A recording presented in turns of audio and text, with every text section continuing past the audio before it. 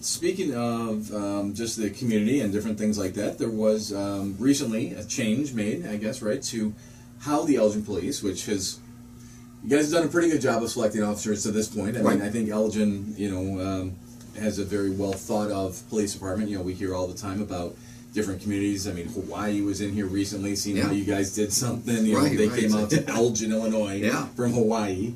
It doesn't seem right, you know. Like, I'm going to go from Elgin to Hawaii, maybe, but not the other way around. Right. And that speaks volumes to the people you have in place, the processes you have in place in the department, and now there's going to be a change to it.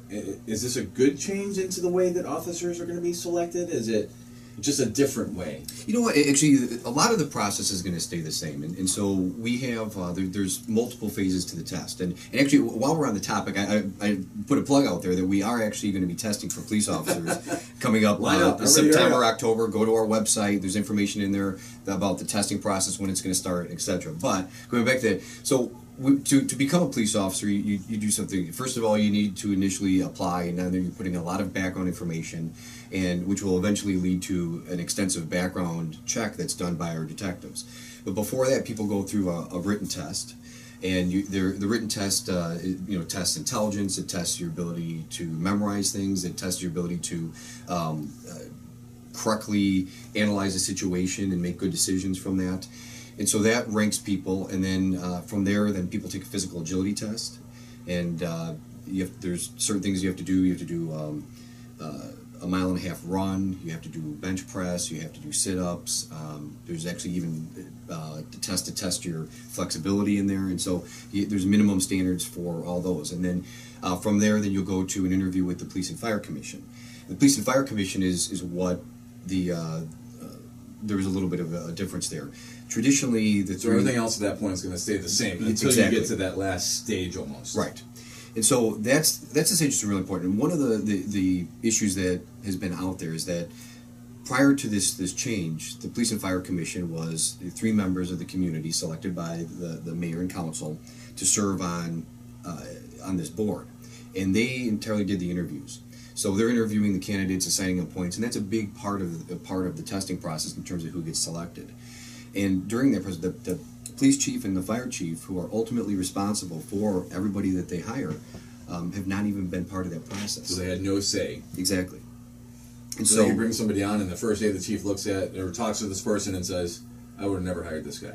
Yeah, possibly. Now, who knows, right? Or again, and one thing I will say is that we've had, over the years, a very good police and fire commission, and they've hired some very good officers. Evidently. So, not saying that there's a significant flaw, but it just, it just doesn't make. It's just not logical that the people responsible for the people that are hired are not part of that process. Bill Parcells said it best in the NFL several years back, right? If I'm going to be held responsible for cooking the meal, I'd like to buy the groceries. Right, exactly, exactly, and that's what it comes down to. And so, the other side of it, though, is that because particularly police officers, we are charged for potentially taking somebody under arrest. We carry firearms. It's a pretty significant thing, and so I think there should be some citizen oversight there. And so the initial proposal was that there would still be 2 members of the community, but then the human resources director, police chief, and fire chief would all be on the board. And after some discussion, what the council ended up deciding on was kind of a good maybe compromise, where the police and fire chief will still be will be added to the board, but then there'll still be the 3 community members on the board from the past. Exactly. Now, will it be the 3 members that were on there previously? That I'm not sure. I think the 3 that are on there now, their terms have expired or expired soon, and so that'll be up to the council in terms of who's going to sit on there. But if somebody was interested in serving on the board, they can go to the city website, contact somebody from the city or one of their council people or mayor and express interest. I see.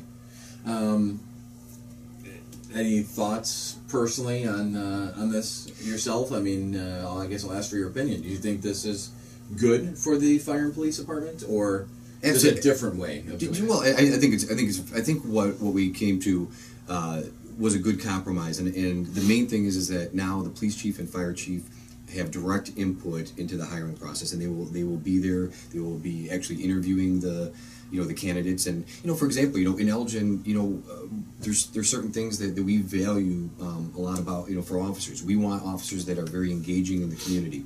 We want officers that are good decision makers and thinkers and problem solvers. And so those are things that if Chief Swoboda, or he has the option to have a designee, so it could even be myself or one of the commanders or something that are part of this process, but one of us will be involved. And so we can ask questions during the interview to make sure that we try to get officers that have those characteristics. And I think we've talked before is that we don't want police officers that just go to a call and just don't think about the underlying issues that are causing them to get the call. So we want people to think through, and why did I get this call, and what can I do to prevent this call in the future? And I think one of the things that the chief and I, that really always has been kind of a something that bugs us a lot, is when we keep going to the same place over and over and over again, and we don't do anything about it or try to make a change. Now, there are certain places that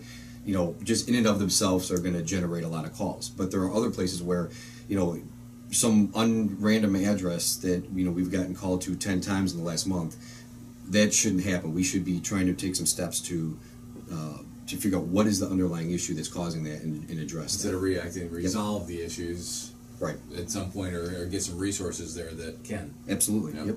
Another